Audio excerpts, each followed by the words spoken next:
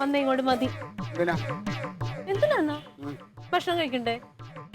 ഞാനിവിടെ നിരാഹാരം കിടക്കണമെന്ന് ഞാൻ നിന്നോട് പറഞ്ഞല്ലോ. നിരാഹാരം എന്ന് പറഞ്ഞാൽ നിരുപാധികം ആഹാരം ഒഴിവാക്കുക. അതാണ് ഞങ്ങളുടെ പാർട്ടിയുടെ നയം. അല്ല ചില തൂക്കട നേതാക്കന്മാരെ പോലെ ഒളിച്ചിരുന്ന ആഹാരം കഴിക്കുന്ന പരിപാടിയൊന്നും ഞങ്ങൾക്കില്ല. ക്ലീറ്റ് എന്തിനു വേണ്ടി ക്ലീറ്റ് ഈ പിള്ളേരെ പോലെ ഇരുന്ന് വാശി പിടിക്കുന്നത്? എന്റെ കുഞ്ഞുങ്ങൾ വന്നേ. ഇത് പിള്ളേര് കളിയാ. ഞാൻ പറഞ്ഞ ആവശ്യം എന്താണെന്ന് നിനക്കറിയാലോ. അതില്ലാതെ നാളെ ഞാൻ എങ്ങനെ തലയുയർത്തി നടക്കും ഈ നാട്ടില്? ക്ലീറ്റോ രാവിലെ മുതൽ വെള്ളം കൂടി കുടിച്ചിട്ടില്ലാട്ടോ ക്ലീറ്റോ. വീട്ടിന് ചായ കുടിക്കുന്ന മനുഷ്യനാ. അതെ ആയിക്കോട്ടെ, ഞാൻ എല്ലാം ഉപേക്ഷിച്ചു. എനിക്ക് വേണ്ട. എന്റെ ഈ കാര്യം നടക്കണം വരെ ഞാൻ സത്യാഗ്രഹം ഇരിക്കും. എനിക്കറിയാം. ഇല്ലെങ്കിൽ ഞാൻ ഇവിടെ കിടന്ന് എനിക്ക് എന്തെങ്കിലും സംഭവിക്കണമെങ്കിൽ സംഭവിക്കട്ടെ. ആർക്കും ഇവിടെ ഒരു നഷ്ടമില്ലല്ലോ.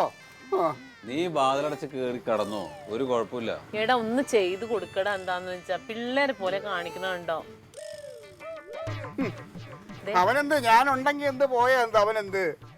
എനിക്ക് വിഷമം. എന്റെ കൈ ഇവിടെ നിർബന്ധിക്കണ്ട.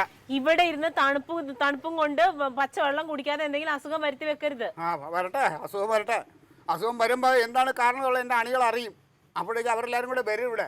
ഞാനിതിപ്പം പുറത്തെ ആൾക്കാരെ അറിയിക്കണ്ടെന്ന് കരുതി ഞാൻ ഇവിടെ ഇത് ഒതുങ്ങി ചെയ്യണം. ഇങ്ങോട്ട് വാ ക്ലീ. ചുമ്മാ തങ്കം, ഞാൻ 5 പ്രാവശ്യം വിളിക്കും. ക്ലീറ്റോ വാ, ക്ലീറ്റോ വാ. നീ അകത്ത് കയറി കിടക്കടി.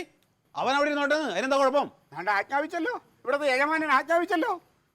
അനുസരിക്കും, നീ അനുസരിക്കും. പുറത്തൊരാൾ നല്ലതാ. അവിടെ നല്ലതാടാ. നീ നോക്കിക്കോ, നീ അനുഭവിക്കോ അതിന്.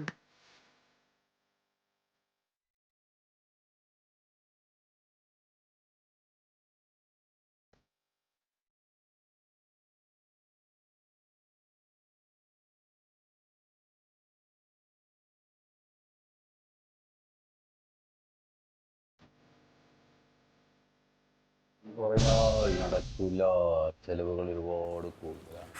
ഇത് ഞാൻ വിരിച്ചിട്ടിട്ട് പോയതല്ലേ ഏട്ടാ? അത് ഞാനിത് പൊതുപ്പിന്റെ പുറത്തേറിയിരിക്കണോ? ഇത് പുതപ്പല്ല, വിരിപ്പാ. അല്ല വിരിപ്പാ. അത് വിരിപ്പാണല്ലേ. എന്നാ പുതപ്പോടെ എടുത്ത് വെക്കും. ഇങ്ങോട്ട് വെക്കും. ഇതെന്നെ വെച്ചാ മതി. അല്ല പുതപ്പ് വെച്ചോ. ഇത് വിരിക്കണ വിരിച്ചോ? വേണ്ട. ഓ പത്രം. നമ്മൾ ഇപ്രാവശ്യം പത്രത്തിന് എത്ര കൊടുത്തേ? എനിക്കറിഞ്ഞൂടാ. അല്ല 350 ആണോ പത്രത്തിന്? പത്രത്തിനല്ല 300. പാലിനാണ് 350. പത്രം 190, 192. പാലിനാണ് 350. ഇതിപ്പോ എന്താ കണക്ക് കൂട്ടി കണക്ക് കൂട്ടി ഇപ്രാവശ്യത്തെ കണക്കൊക്കെ നോക്കണം. കണ്ടമാനം കേറിയിട്ടുണ്ട്. അത് എങ്ങനെ പോയി കഴിഞ്ഞാൽ വേറെ എന്തെങ്കിലും ജോലി കൂടെ നോക്കേണ്ടി വരൂട്ടാ. ഞാൻ ഒരു ഐഡിയ പറഞ്ഞുതരാം. ഏട്ടനെ മുഖ്യമന്ത്രിക്ക് ഒരു കത്തെഴുത്. ഇത്രയും പൈസ കൊണ്ട് ജീവിക്കാൻ പറ്റൂല, അതുകൊണ്ട് ശമ്പളം ഇച്ചിരി കൂട്ടി തന്നെ. അല്ല അത് പിന്നെന്താ?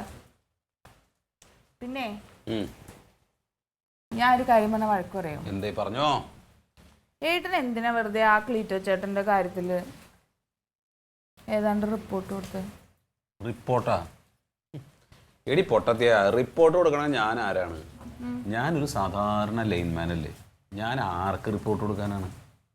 പിന്നെ ക്ലീറ്റോ ചേട്ടൻ പറഞ്ഞല്ലോ അവനൊന്നും അറിഞ്ഞുകൂടാത്തോണ്ട്, അവൻ മന്ദപ്പനായതുകൊണ്ട്. എന്നോട് ചോദിച്ചു, ഇതാ അങ്ങനെ ഒരു കമ്പനിയുടെ ഇത് വന്നിട്ടുണ്ട്, അതുകൊണ്ട് ആ സ്ഥലം നിനക്ക് അറിയുന്നതല്ലേ, അവിടെ നമുക്കിത് അനുവദിച്ചു കൊടുക്കുന്നതിന് എന്തെങ്കിലും കുഴപ്പമുണ്ടോ എന്ന് ചോദിച്ചപ്പോൾ ഞാൻ പറഞ്ഞു, എൻ്റെ പൊന്ന് സാറേ, അതിൻ്റെ വടക്ക് കിഴക്ക് ഭാഗത്തു കൂടെ ഒരു തോട് പോകുന്നുണ്ട്. ഈ കമ്പനി വന്നു കഴിഞ്ഞിട്ടുണ്ടെങ്കിൽ അതിലൂടെ അതിൻ്റെ വെള്ളമൊക്കെ, സോപ്പ് വെള്ളം ഇതൊക്കെ പോയി കഴിഞ്ഞാൽ ആ കൃഷിയാകെ നശിക്കും. അതുകൊണ്ട് ആളുകൾ സമ്മതിക്കാൻ സാധ്യത കുറവാണ് എന്നുള്ളൊരു അഭിപ്രായം ഞാൻ പറഞ്ഞു. അത്രേ ഉള്ളൂ. കണ്ട ആൾക്കാരുടെ കാര്യം പറയണേ എന്തിനാ? കണ്ട ആൾക്കാരുടെ കാര്യമോ? ഇത് സത്യമാണ്. ആളുകളോട് ചോദിച്ചാൽ ആളുകൾ പറയും. ആ ക്ലീറ്റോ ചേട്ടൻ ഇപ്പൊ അവിടെ കിടക്കണുണ്ടോ? അവിടെ കിടന്നോട്ടെ. അതല്ല, അതിന് എന്തെങ്കിലും പറ്റൂന്ന്? ഒന്നും കഴിക്കണില്ല. കഴിക്കണില്ലെങ്കിൽ വേണ്ടാന്ന്. വിശപ്പുണ്ടാവില്ല. വിശക്കുമ്പോ എണീറ്റ് പോയിട്ട് കഴിച്ചോളും. അത്രേ ഉള്ളൂ.